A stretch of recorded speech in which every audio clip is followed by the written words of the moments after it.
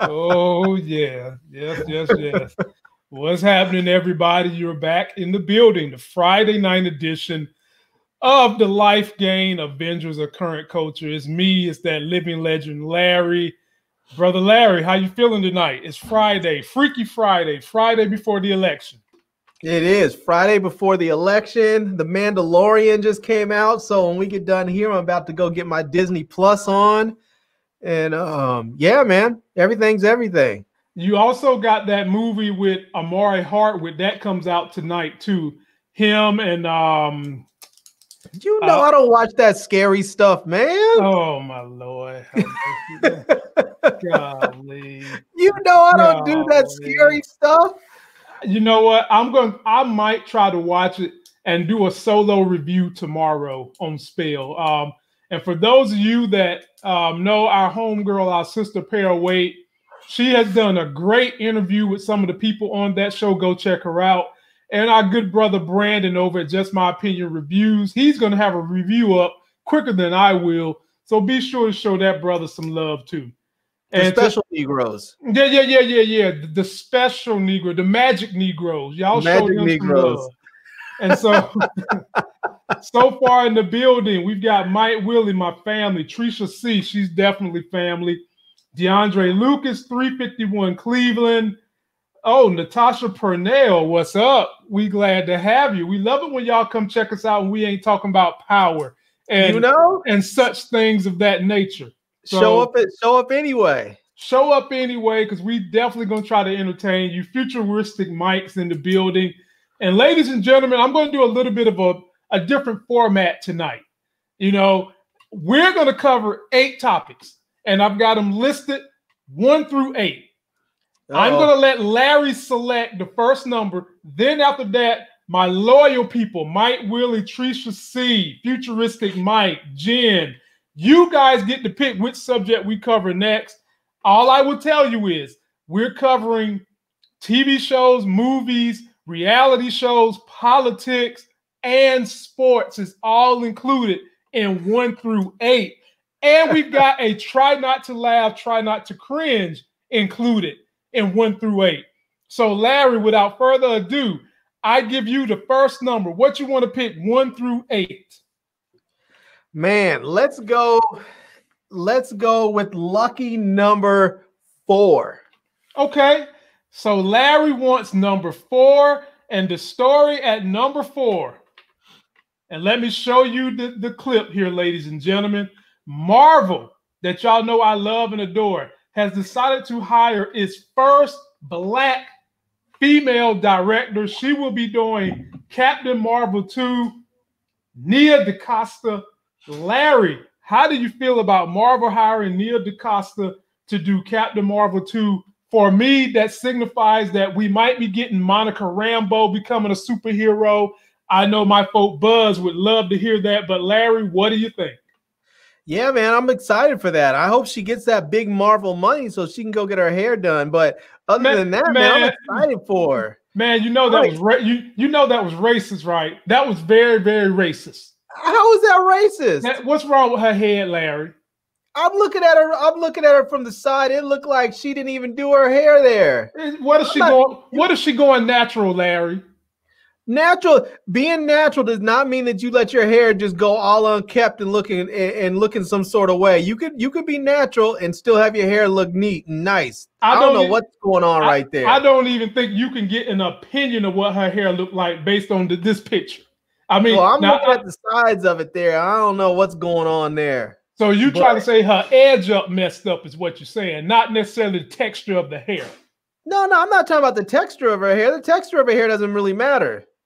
I'm just saying she needs to get her hair done, get it edged up, trimmed up, whatever, styled up, something. The texture doesn't matter. Okay. You work with what God gave you when it comes to texture. So go for it. Do you? What has she done before? I'm not familiar with any of her work.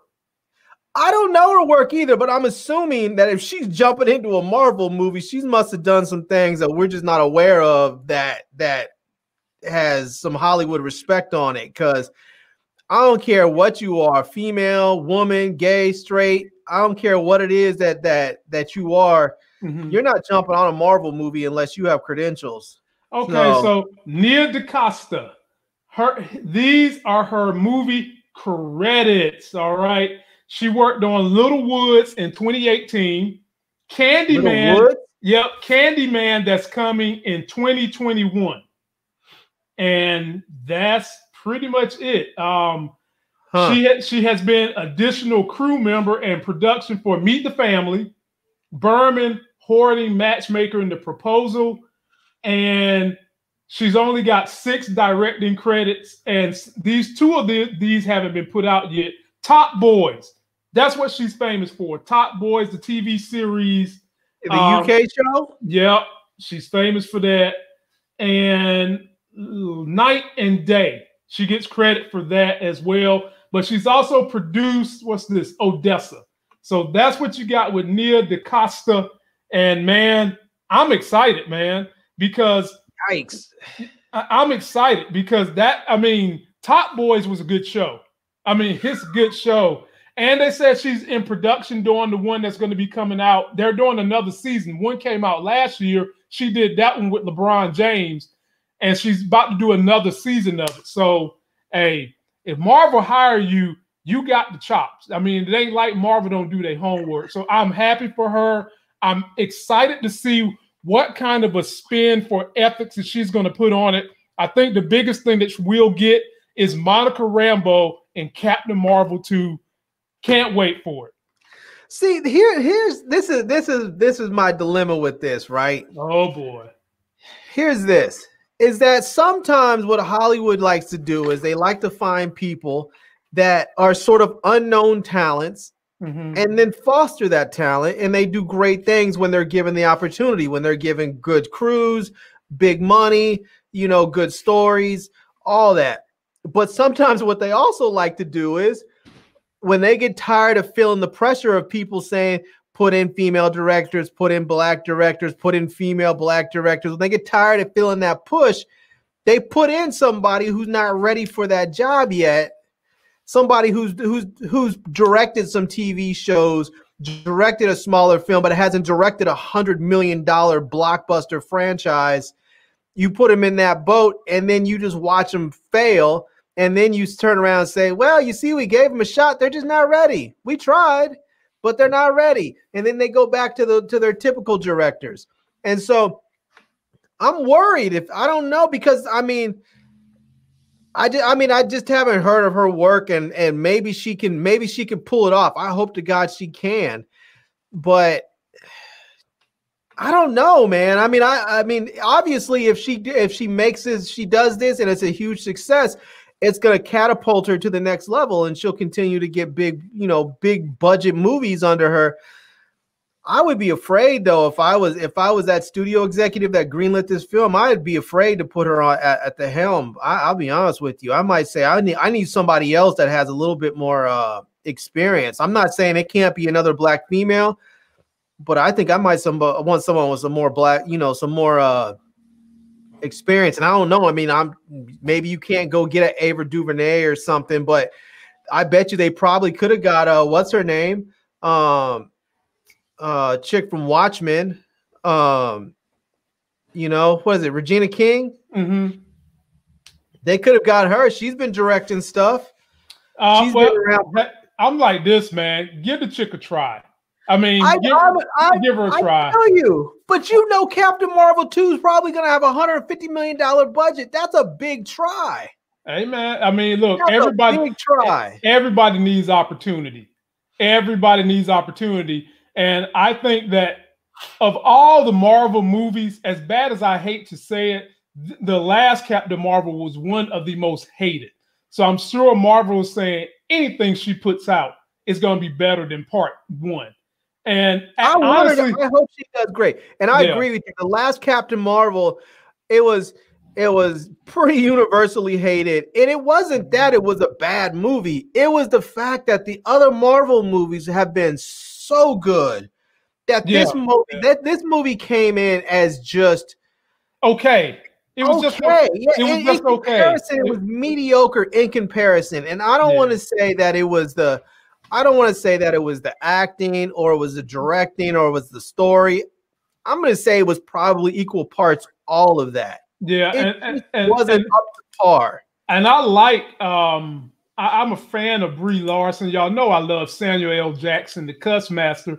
But it's like you said, it was a combination of the story, the script. You had Monica Rambeau in the movie, and you could Jack Witter. Not much. You let her fly the spaceship. That was her big call to fame. She had a beautiful little daughter who could have stole the show. And really, the show stealer was that damn cat that was an alien. That's who really stole the show. And whenever you have a powerful superhero who has the power of one of the Infinity Stones, we should not be saying that the alien cat is the showstopper. Right. Shouldn't say it. So you know what would have made this movie great? What? If it was a DC movie. Man, because our expectations would have been entirely different. Man. Moving right along, ladies and gentlemen. That concludes the first segment.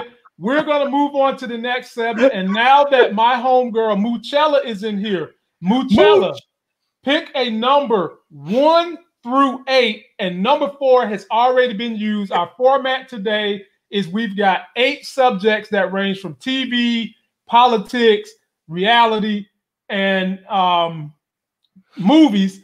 And Larry has used number 4, so we've got 1 through 8. Moochella, pick the next number. Tressa C asked, said, Larry, who's your stylist? I've been looking forward to see what you're wearing. You know what, Tressa, you guys are my stylists. You guys inspire me. So that's what you get. You guys inspire all of my silliness, all of my whatever I decide to wear, what kind of message I'm sending out. That's what you guys inspire me. So in a sense, you guys are all my stylists. So thank you for that. I appreciate it. Okay, so the Mooch is picking number 7, and this is about to make me cry. Lord have mercy. Number 7 is a sports story dealing with my Miami Dolphins. So all my sports people just sit back, relax, and you know why I'm going to be a little bittersweet. Take a look at this. I should be happy, but I'm not. Tua Tagovailoa is preparing for his first NFL start, and the last time the rookie started a game was about a year ago in college when a serious hip injury ended his Alabama career. Tua has been touted as a potential franchise quarterback. The 22-year-old says, though, his family keeps him grounded and his teammates and coaches keep him centered. The 3-3 Dolphins host the 5-2 Los Angeles Rams this Sunday, November 1st. Katie Johnston for CBSMiami.com.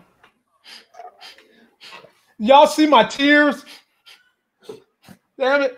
Y'all see my, let me make my tears bigger. Man, I'm nervous, man. I'm nervous.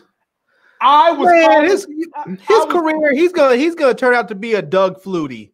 I was calling for Tua Tagovailoa 2 years ago, and let me tell you why. He is the most accurate passer from college football in history. However, he was thrown to an NCAA track team out there in Alabama. I mean, each one of them dudes could run routes, and they were fast. Here's the problem. He had the same injury that Bo Jackson had that ended his career. Now, that was some 30 years ago when I was a kid watching pro stars, Bo Jackson, Michael Jordan, and Wayne Gretzky. All right? So medicine has advanced, and he got this injury very young. But ladies and gentlemen, cracking your hip, that's scary. And I'm so worried that they're about to start him this week against the best defensive player in the league in Aaron Donald. I mean, coming up the middle. And Tua Tagovailoa, he can get out and scramble. He can get outside the pocket, but he is deadly accurate under center. And Larry, I am completely worried. I wanted him to sit on the bench the whole year. But hell, if you're going to throw him in the fire, you might as well throw him in the fire against the best defensive player in the league and against one of the top 3 best corners. Are you feeling them throwing Tua Tagovailoa into the fire right now, Larry? Or you think they should wait like they did Aaron Rodgers in Green Bay? He shouldn't be playing. He should be sitting out. He should have just said, I'm afraid of COVID. I'm sitting out for the season and called it. Okay. But he didn't, and now he's going to get up there and get his hip blown up. I hope not. Please. But I mean, the reality of it is he's in the NFL now. So that hip's going to get blown out one week or another, whether it's this week or if it's in next week or next year. That hip's getting shot up. That's getting blown up. They're coming for him. Yeah, man. I mean, they're going to come for his ass. And here's the thing is that and I get it. When you play D1, especially where he was at, you get the best of the best. But when you have a dude that's 350 pounds that can run a 4.5 40, I mean, let's just be real. You can scramble, you can do all but when you have a 350-pound freight train coming at you with 4.5 40 speed, there's nothing you can do except just hold on. Man. Hold on and hope that you can get up. And that's basically what it is. I hope Tua Tagovailoa still got his baseball skills and know how to slide, because Aaron Donald is everything Larry just described. Everything. And I'm worried, but hey, if he can survive this, ladies and gentlemen, we might have finally found our replacement to the great Dan Marino.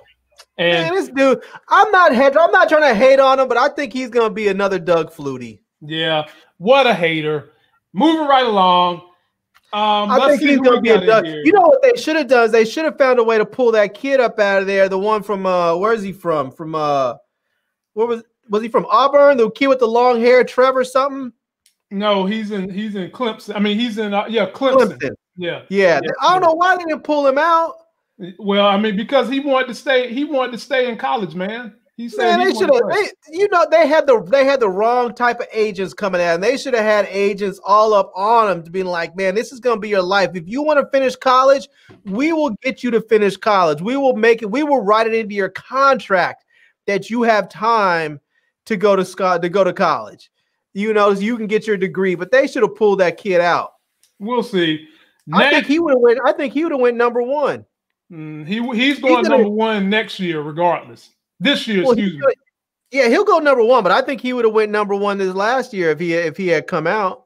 Possibly. I just hate seeing these kids stay in college because they're not really getting a solid education while they're there playing football. And if anything happens to him, I mean, that kid would have came out, and he probably would have been worth $30 to $40 million is his rookie year with the contracted endorsements. Now, if he goes out there and gets hurt this year, I mean, maybe he'll be able to come back, but he's going to be at that point, he'll be an injured player. He's not going to be worth half that much.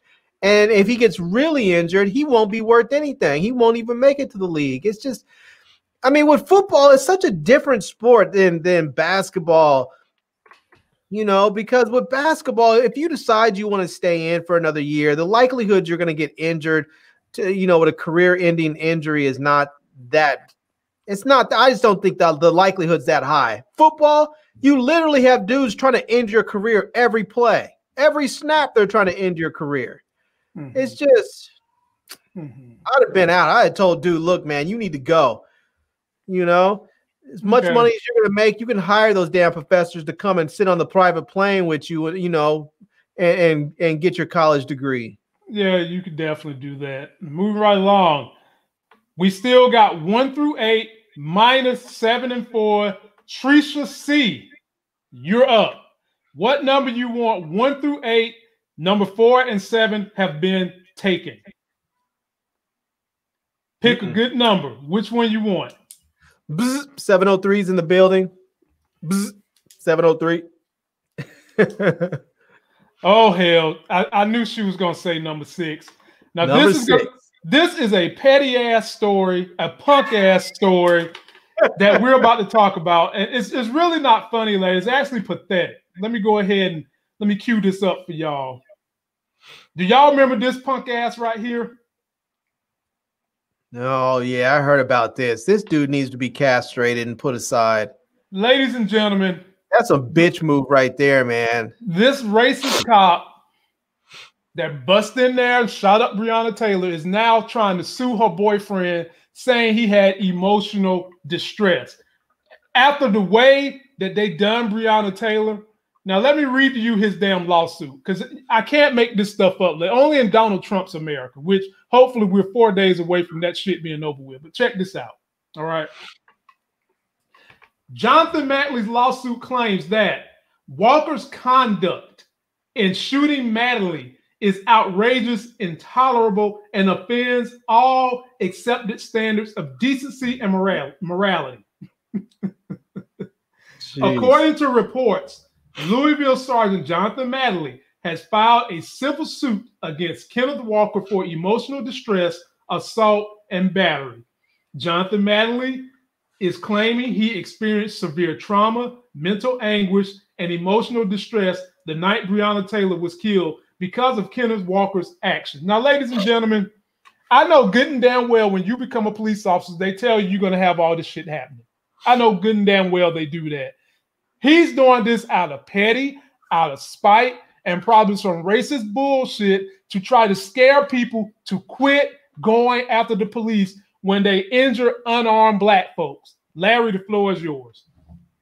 I already said what I said. You want to act like a little bitch? Someone needs to turn him into one. Well, that's probably what's going to happen. And here's the thing: Breonna Taylor's boyfriend. This lawsuit is going nowhere. I mean, you can sue the man, but if he ain't got no money, you ain't gonna get nothing out of him, unless somehow or another they got word that the settlement Breonna Taylor's family got, he got a slice of it, and maybe he's trying to sue him for that or tie his ass up in court.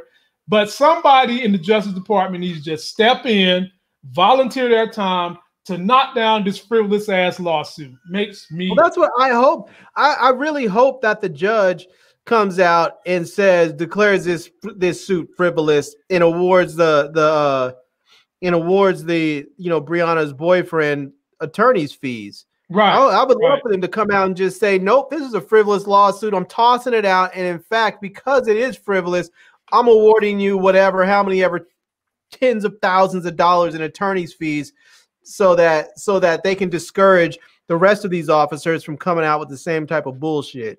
Right, man. It's just ridiculous. It makes me sick. Moving right along. Our folk Just My Opinion Reviews is in the building. Be sure to go check out his review of the new Amari Hardwick movie. He's going to have it right and ready for you. Now, let me see here. Mike Willie. Bruh, it's a doorknob. And you get a turn. What number Mike you Willie. Want? 1 through 8, Mike Willie. 4, 6, and 7 is gone. So what number do you want, Mr. Willie? Mr. Willie, Mr. Willie, pick a number. 1 through 8, -7, 6, and 4. Now you're going to have to come on, brother, because you know Larry would love to pick the next number. Oh, Mike Willie said number 3. He came through. He came through. I was about to say something, too. Number 3. Okay. Y'all will like this story. Number 3 is a better story. It's a good story. And it's about Marvel. So, ladies and gentlemen, y'all all know this brother right here. It's the good brother Mahershala Ali. He will be playing Blade in the movie. But what we didn't know, Marvel initially started off to make this, ladies and gentlemen, a TV series. And this is what they had to report. Mahershala Ali recently shared Marvel was originally planned on bringing Blade to the television before he signed on for the film.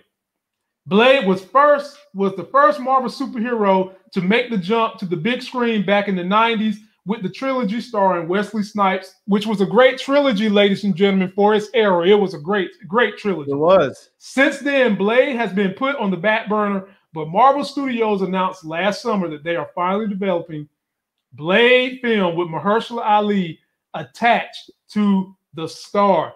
Larry, would you have liked to have seen a Blade on TV, or are you completely happy that they're going to make it a big movie with a 2-time Oscar winner? Well, we did see Blade on TV because remember they had the series with Sticky Fingers. Huh? Remember dude from Onyx? Yeah, I remember Onyx.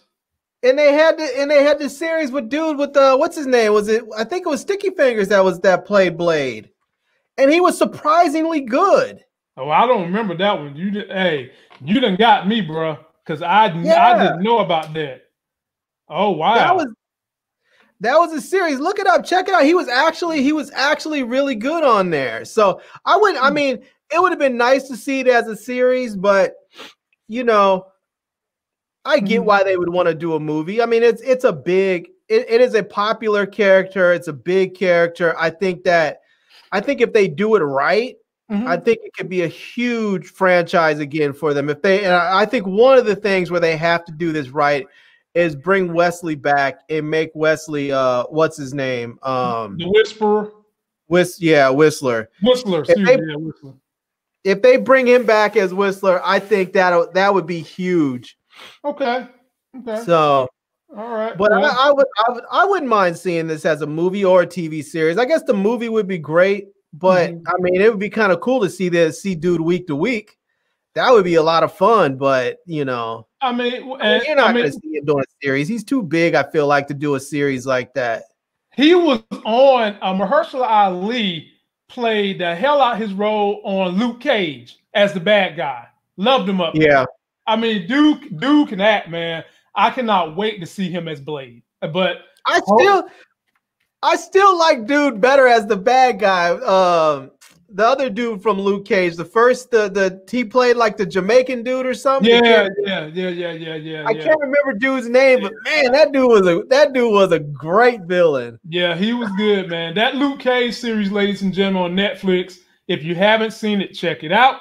And we'll move right along. Luke Cage was bomb. The Defenders was great. Yeah, Jessica Jones was great. Everybody, but you know, these people, Marvel's getting these titles back, and they'll be turning some of them into TV series. Don't you guys worry. All right, we're going to give the next number. All we got left is 1, 2, 5, and 8.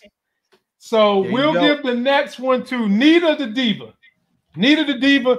Pick a number, 1, 2, 5, or 8. You pick it. And Buzz, you're going to get to pick a number 2. 703. Oh, Lord. Nita the Diva said number 1, and number 1. Oh, she's going for the ace. Number 1 is in the title of my video, and that is The Man of Steel 2. We've got a little bit of news from my good folk over there at Emergency Awesome. Take a look at this. Go get you some popcorn. Sit back and chill. Man of Steel 2 information coming at you.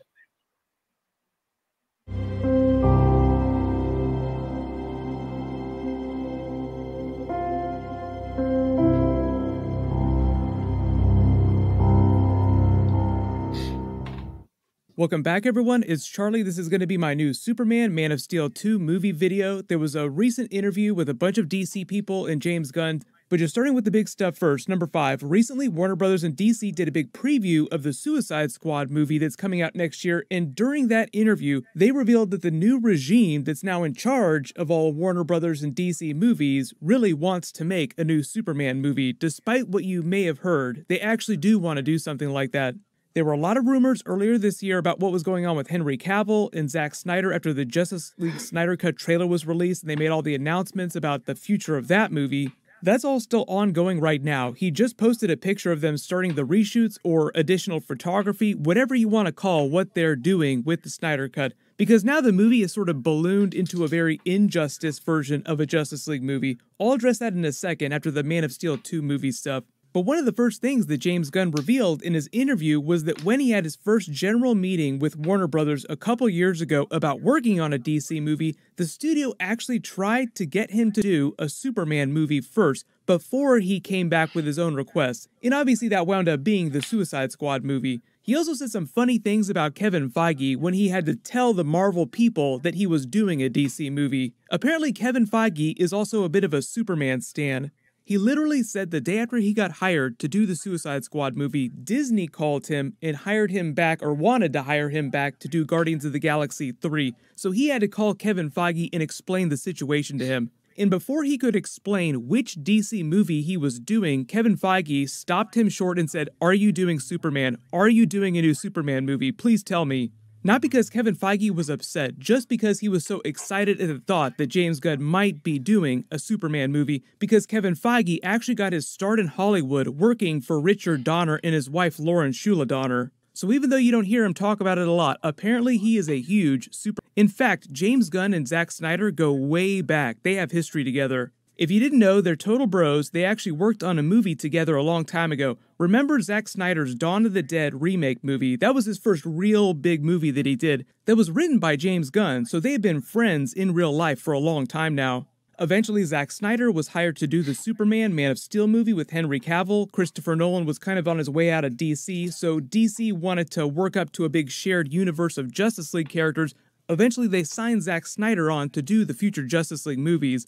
But originally, what he was going to do after the first Superman movie was he was going to do Man of Steel 2, but the studio wanted to get to their Justice League movie so fast that they decided to turn Man of Steel 2 into Batman v Superman. So had things gone to their original plans, he would have just done Man of Steel 2 right after doing the first Man of Steel movie. This will be important in a second, but obviously you know what happened after that. He made Batman v Superman, then they signed him on for 3 Justice League movies. Remember, originally they planned to do 3 of them as a trilogy. Then you all know what happened after Batman v Superman came out. By that time, Zack Snyder had already started shooting with Henry Cavill, Ben Affleck, the rest of the Justice League actors on the movie. Critics freaked out about Batman v Superman. The studio panicked, and that was back in 2017. Ladies and gentlemen, Zack Snyder teaming up with James Gunn for Man of Steel 2. I mean, I'm there. Man of Steel 1, if you go back and look at that movie, it's better than what probably initial reactions were in the beginning. It was a pretty good movie, but at first, for some reason, it felt like it was missing something. Then when you go back and watch it again, it feels better. Feels better. I think the issue with DC, after they completely botched the Justice League by having one of the worst villains ever in the history of mankind, just a big dude swinging an axe.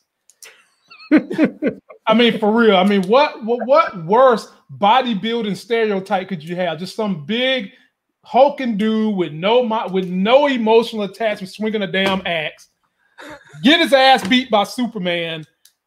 Movie was trash, and it could have been good. I'm excited for a Man of Steel 2, but the most important thing, ladies and gentlemen, the villain has to be good. And by all accounts, the leaks I'm hearing, they're saying it's going to be Brainiac. And Brainiac, man, he brings the pain. He always draws blood on Superman. And that could be some compelling movie. Floor is yours, Larry. How you feeling Man of Steel 2 with James Gunn and Zack Snyder teaming up? I want to see how much latitude they're gonna give James Gunn. Because dude, when he came out with Guardians, he's off the chain. This dude is off the chain, and if they let him loose, he could make a good movie. But Superman is so damn vanilla. I don't know if they're gonna let him get buck with it, like, because they might try to keep dialing him back and say, well, you know, this is Superman. We have to make it nice for all the kids. No. If you bring out Brainiac, Larry, there ain't gonna be no dialing back Superman. Superman. No. I hear you, man. I'm afraid of how, but we've seen how bad DC just muffs it up, and so I'm afraid. So you think DC messed up Man of Steel 1? He broke Zod's neck. I'm afraid that they're gonna start shooting some cool stuff. They're gonna go. The executives are gonna go look at the dailies. And when they look at the dailies, they're gonna call over Gunn and say, "Look, dude, we like what you're doing here, but we can't have it. You have to dial it back. No. You're gonna have to dial it back." They're gonna look at those dailies and they're gonna say, "Nah, son, sorry." I disagree, because even on their small screen, Teen Titans and all the other stuff DC is doing, that stuff is dark, gritty, and punishing. And all they got to do is translate that to the big screen. Because I hope so. I hope they do, man.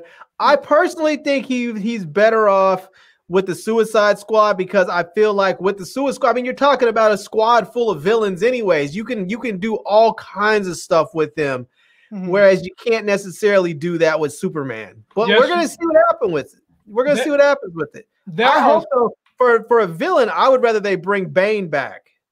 You know, for Superman, for all of them, bring him back, bring Bane over, and have him do something where he puts hands on Batman and then shows up for Superman. I don't know how they bring it in, but I'd love to see him do that somehow.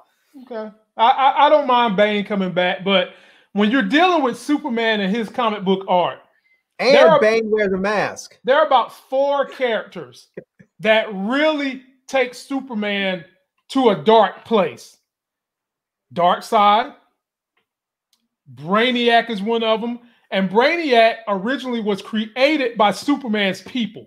So he really knows how to get under his skin, do him dirty, and just really tumult Superman to a place where Superman doesn't like to go. So you bring in Brainiac, I think he would be a great setup to make Superman really, really go off the deep end. And hey, let's let them brothers do their work. What's the other the other Superman, the one that wears the black? You talking about the black Superman? The one that's like Superman's evil alter ego. Oh, Bizarro. Bizarro, right. Yeah, Bizarro. Yeah. So we'll see. I'm here for it. All right, my man Buzz. We only got 3 left. You got number 2, number 5, and number 8. Buzz, it's all on you. Which one you want? 8, 5, or 2? 703. Mm-hmm. See, but Buzz probably gonna pick the one Nita was looking for. Uh-oh. Do you have one of the Kardashians in their private island parties up there? Hell no. Oh man, I really want to do this one last, but you know it's in Buzz's blood. He just had to pick the political one, and before we call this clown a coon and a clown, all for what he did this week, let me go ahead and put that on up. Oh, geez, here we go. Yeah, Buzz, you did it. You did it. You did it. This week, 50 Cent came out and clowned Lil Wayne. Now, mind you, 50 Cent has said he's not voting for Trump. He was just trolling. So, Larry, you don't have to quit watching his TV shows. Lil Wayne had this meeting, and 50 Cent put this up here because y'all know 50 Cent is petty. Clowning Wayne, basically saying he would have never took this picture with the president. But Lil Wayne is endorsing Donald J. Trump because of this stupid-ass platinum plan. Now, for those of you that don't know what the platinum plan is, and you might be thinking that Wayne is on to something, y'all trying to be in that D-knowledge shit y'all be on. Not my people watching now, but those who are watching in the shadows. Let me show you some of this so-called platinum plan. Take a look at this. So that you can't never say you didn't see it. All right. Opportunity. By achieving historic unemployment levels for Black Americans, as well as increasing access to capital for new business, President Trump has been committed to ensuring all Black Americans can achieve the American dream. Whatever. Security. By signing into law the celebrated First Step Act, President Trump has brought common sense criminal justice reform to American people for the first time in decades, while ensuring that our streets and communities are safe and families and business owners. Prosperity. As the first president to provide long-term funding for historically Black colleges, that's a lie, and universities, the administration continues to seek immediate and generational advancement for Black Americans. Now, ladies and gentlemen, they were still about to close half of all the historically Black colleges and universities in America under President Trump's watch until the Black caucus had to get together and basically beg for money. And then what happened? The House flipped to Dems. Don't forget that. Next, fairness. Demonstrated through his actions to initiate investment in opportunity zones, as well as address health disparities. Same guy trying to get rid of Obamacare talking about health disparities, wage gaps, and necessary education reform. President Trump works every day to advance a fair and just America. Now, ladies and gentlemen, I don't know if y'all watch his rallies, but I do because I'm a YouTuber. One of his rallies, this man specifically said there's no such thing as a wage gap. And Larry, you might have seen that one too, but this man in one of his rallies said that. And to give you guys a little more of this platinum plan, this is the rest of it. He's trying to do 3 million new jobs to the Black community. Now, ladies and gentlemen, a job is not creating a damn job at McDonald's. That's not a job. That's not a job. Well, yeah, it's a job. It ain't a career. Creating 500,000 new Black-owned businesses, blah, blah, blah, blah, blah, blah. All that is not saying anything about what they're going to do with the money, how they're going to disperse the money. What are you going to do to fix the issues that Black businesses deal with? Because I was a Black business owner and still am, and I can tell you firsthand the shit I had to deal with. Number one, if you don't already come with a good credit score, forget getting money. That's a problem in our communities. Number two, most of us have never done a business plan. So they make you jump through these fiery hoops. Oh, you need to have a business plan. No, look, the very first business I done, Tyson Respiratory Services, the very first year I did it, it turned into 6 figures. I ain't write no business plan. The average Joe Blow who's selling drugs on the street, they ain't write no business plan. If you understand your business and you know how to make profit above what you're paying for your goods, you can make money. They say all these great things about, oh, there's money out there, there's grants out there and all. Ladies and gentlemen, I'm here to tell you from a Black business owner in Greensboro, North Carolina, if your credit score ain't 625 or higher, and if you ain't showing you have some revenue to pay back any loan that they're going to give you, they ain't giving you shit.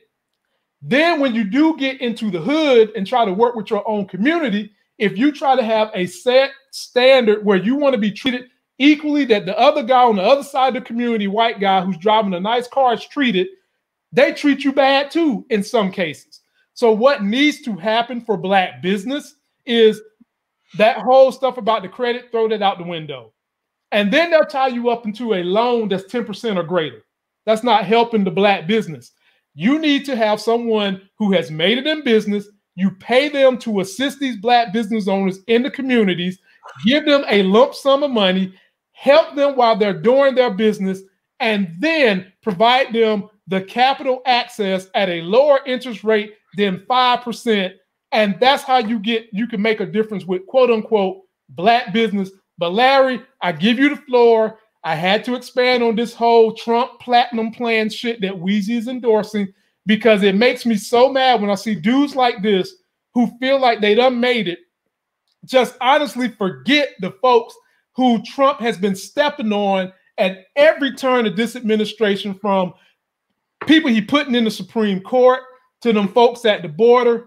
The dudes are racist, but the floor is yours to speak on it, Larry. I'll be honest with you. I feel like it's another one of these situations where you have racist white people pandering to Black folks, because if you're serious about having Black people do something in the community, why are you pulling out friggin' drug addicts like Lil Weezy? I mean, this dude's been in the hospital overdose more than I can count. Why do I care about what Ice Cube says? I like Ice Cube's music. I like some of his movies. Why the hell do I care about what this dude thinks? I mean, we've already seen what happens when you put in a non-experienced, non-professional politician in there. He drove the country into the ditch. Why do I want to see some rapper and these rappers and actors and singers in there? No, I don't want that. I want professional politicians. I want lawyers who have spent their entire careers doing nothing but analyzing and writing policy for this country. I want professionals. If I have a crooked back and I have an ache in my back, I go see a chiropractor. I don't go see a friggin' hairstylist and say, well, you work with people all day, you talk with people all day, I'm sure you can fix my back. No, I'm going to a professional. Mm-hmm.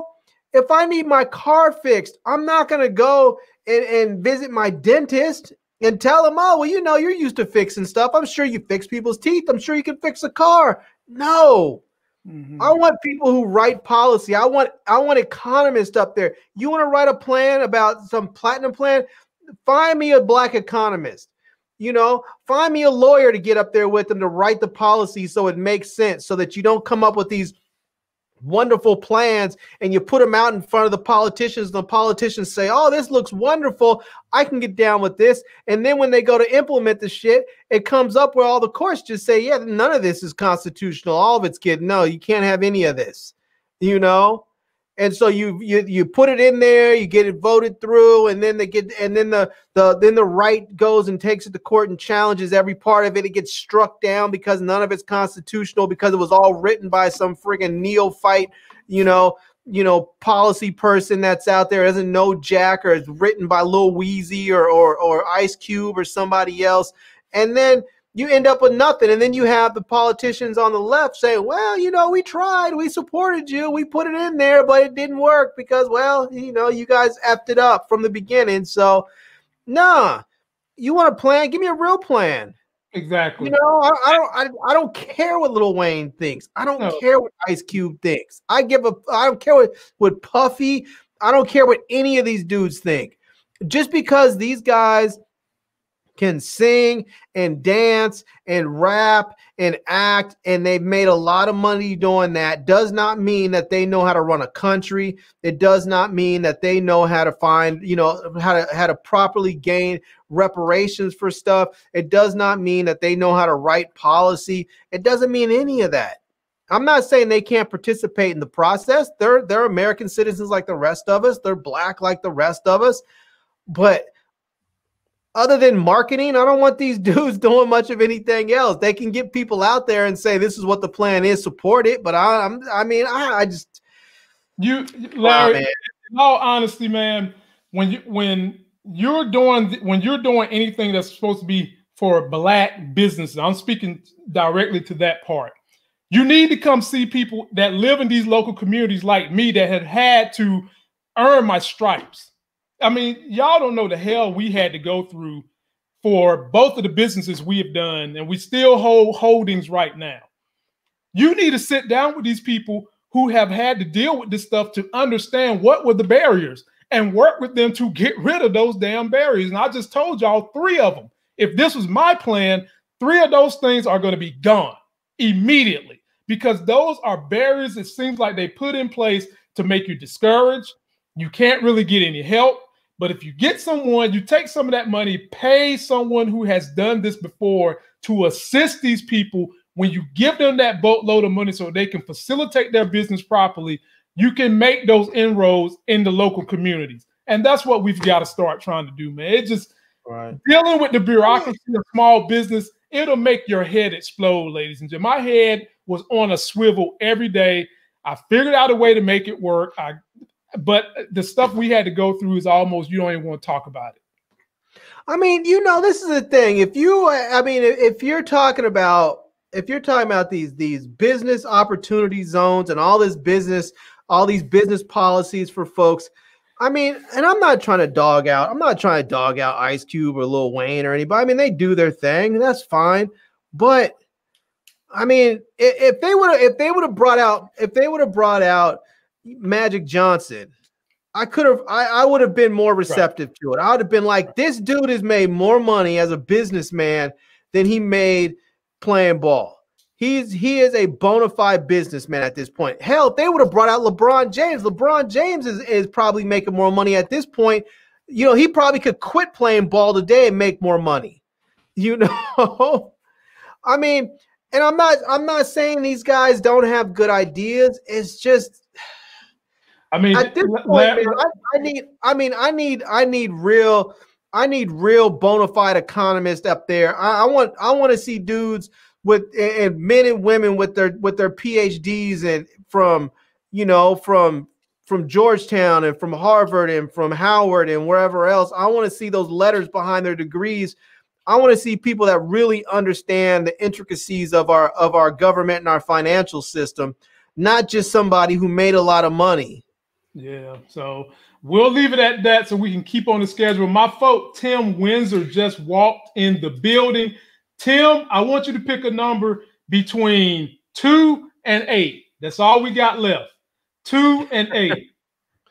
Tim, pick the number. Number 2 or number 8 is on you. You're picking the next subject we're going to cover because we like to keep it spicy on this channel. We like to give y'all options. And I ain't talking about the stock market. I'm talking about real options. Speaking of spicy, man. Speaking of spicy, do you remember how spicy it was when Killmonger came up and said, "Hey, Auntie," because you know he is the rightful ruler of Wakanda. I'm not even playing his little clip today. I'm moving right along with what Tim said. Tim said, I'm just saying. And my folk, B. Avery, wants y'all to holler at him and want us to holler at him. Number 8, ladies and gentlemen, is something that is supposed to lighten the mood or make you cry. It is the top gym fails. Try not to laugh. Try not to cry. Y'all got to be honest. Let us know when you do either one. And here we go. What in the world?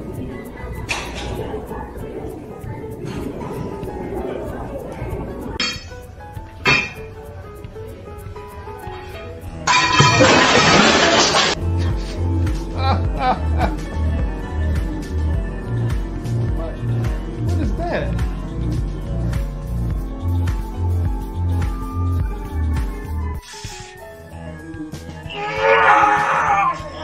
Oh no. This is not going to go well. I think that counts though.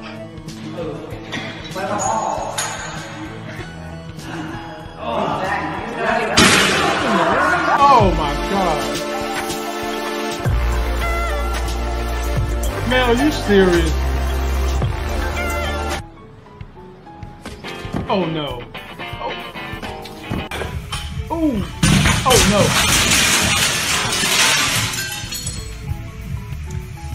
Yeah, it happened.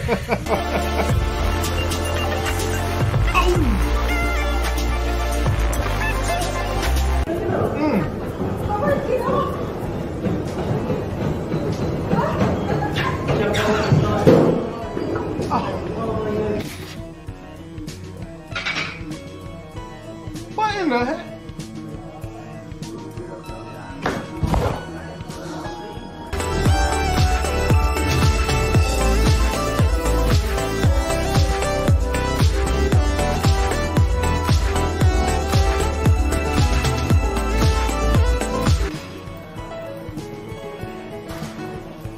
Man.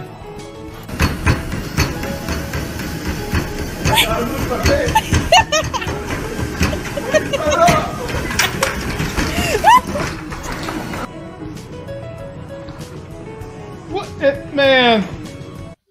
I'm done. I'm done. I'm done, man. Oh my God. Ladies and gentlemen, as an individual who some of y'all have been following me from the very beginning, when this channel was a fitness channel, when y'all seen me go through my transformation from 325 to lean at 195. I see this stuff in my gym every day before Rona. I kid you not. And I'm trying to figure out the guy that was coaching the old man who was holding the heavy ass dumbbells and he was doing his head. He was supposed to be doing shoulder shrugs, not neck shrugs. What the? Come on, man.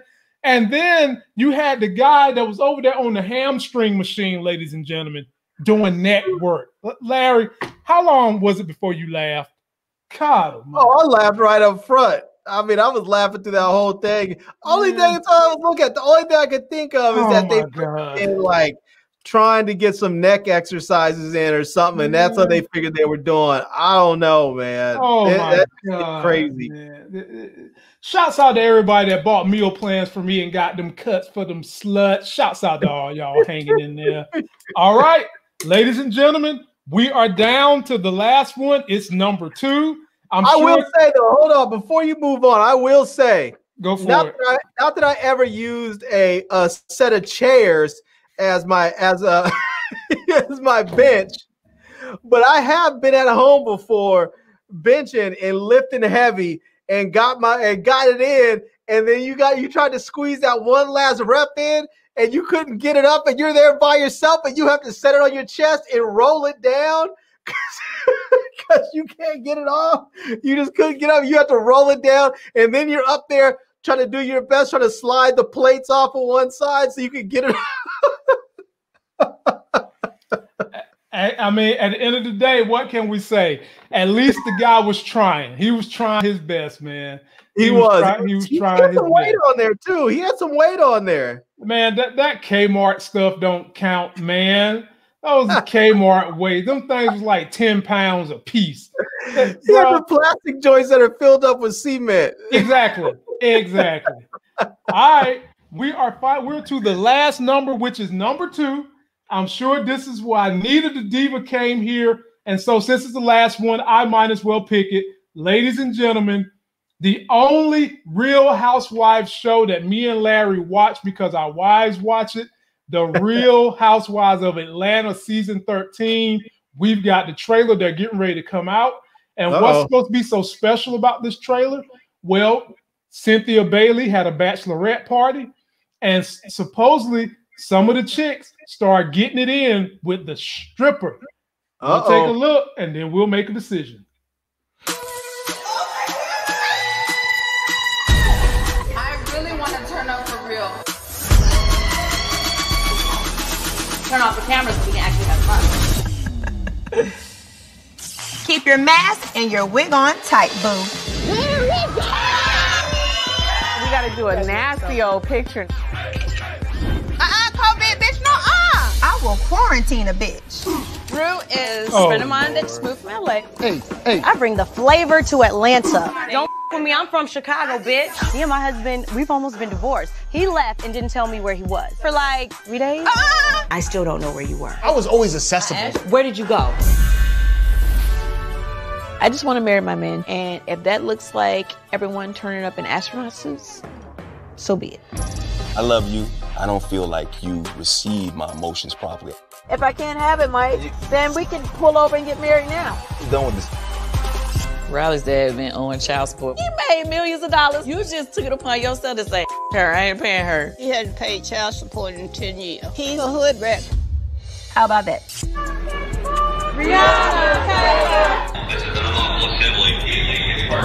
Why they have guns anywhere if y'all peaceful protesters? It could have happened to any of us. And that's why complacency is not something we have the right to live in no more. Fight in the system, fight in oppression. I have a crush on you. You have a crush on me? That's what you like.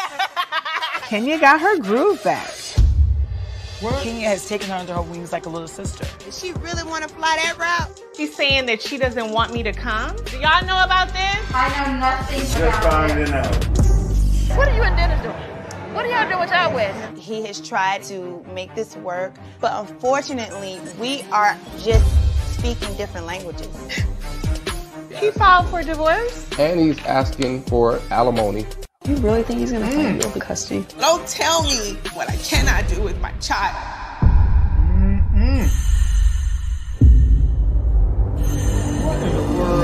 I'm hearing sex noises coming from a bedroom. It wasn't a sex party. She can really good at it. Who said that? She's making disparaging comments about me and you involving a stripper. Wow, I'm over this. What happens in the dungeon stays in the dungeon. Well, let me go ahead and put something to bed real quick, because some of y'all know I rides with Miss Candy. Let me just go ahead and put something to bed. It was not Candy in that dungeon getting her back blowed out. You feel me? It was definitely not Candy. And then my next favorite that they still got up here is Kenya Moore. She is a drama mama, but there's just something about her I like. And I think she's smart, but she plays a certain role, almost like she's on Big Brother. She plays to a crowd, and I kind of like that about her. But I'm just going to go ahead and protect my tree. It was not Candy, and it was definitely not Kenya. Larry, the floor is yours. Who was in that dungeon getting their back blown out? I don't know. It's probably Kenya. Man, stop it, man. I don't know, man. No, it was not no Kenya, man. I haven't been a fan of Kenya for a long, long time because I met her years ago. Back in the day when I used to shoot for the Source magazine and a bunch of these record labels out in California, I was at this party event, something. It was at some restaurant in Beverly Hills, and I was out there shooting. And there were a bunch of different celebrities there I was photographing. And one of the people that was there was Heather Hunter. And I don't know if some of y'all remember, Heather Hunter was a porn star back in the day. She was about as big as a porn star as you could get. And she was there and she was chilling. People were, she was sort of transitioning her out of the industry. She was making music and doing other stuff. And everybody was very cool with her. And I forgot. I think I might have been there. Maybe my editor was there or something. And they were like, hey, can you get a picture of, some of these people together? So I was shooting some of them together. And apparently Heather Hunter was sort of a fan of Kenya Moore and wanted to take a photo with her. And Kenya Moore got all stank. I can't take a picture with her. She's a porn star and blah, blah, blah. And then she did some little hair flip and it was like, you could take a photo of me though by myself or with so-and-so. And I was like, and then she got mad at me because I was like, yeah, no, thank you. Because I was like, bitch, don't try and front on this girl. I was like, she's up here hustling, making her money and doing her thing just like everybody else is. I was like, and you want to front and act like you can't take a picture with her? Yeah. I was like, I was done with her at that point. Then she got mad and she tried to, I forgot what she said. She tried to say something to somebody, but it was funny because at that point I knew everybody and was just not like I should say I was around enough that people knew that I was cool and wasn't some sort of troublemaker. So when she tried to front and was like, I'm causing problems, they were like, that dude doesn't cause any problems, People were like, I've sat with that dude for hours and he just chills and does his pictures and doesn't bother anybody. He's not causing any problems. But she was stank, man. I was done with her at that point. And then I saw her like a week later at something else. And I was just like, I was shooting around her. Okay. So, that they had a fallout with Nene. She was about to start hollering Black Lives Matters because she tried to renegotiate her contract to get more money. And they basically said hell to the no. Yeah, I heard that. I heard she wasn't gonna that she's not coming back this year. I don't think the show needs her. Nene's the one I don't like. I don't care for Nene one bit. I'll bet you she'll be back next year. And I'll tell you why. Because the last time Nene wanted more money and they said no, and she said, cool, I won't be on the show, their ratings plummeted.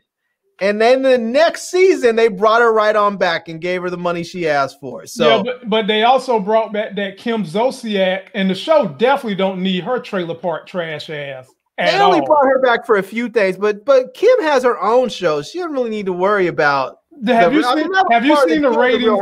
Have you seen the ratings on Kim? Kim has the worst ratings of all the shows that come on Bravo. I don't even know why they keep trying to get. No, I'm dead serious. I don't even know why. Below the Deck has higher ratings than Kim's show. I don't know why they keep trying to give this redneck cunt, and y'all can tell I don't like her, a show. She tried to play My Girl Candy. My Girl Candy turned a phrase into a song for this chick, and she tried to play her. Then she really went and did the thing that all Southern white women teach their daughters to do: go get you a rich white guy and live off him. She went and got the football player, and then his career ended with Atlanta, and now they're doing a show together. You know what? F her. Yeah. The show can live without Nene. It can live without Kim. I just want to protect my family. And since Larry don't like Kenya, I'll look at her with a side eye, but I'll still keep her close. But definitely Candy Burrs, keep your hands off her.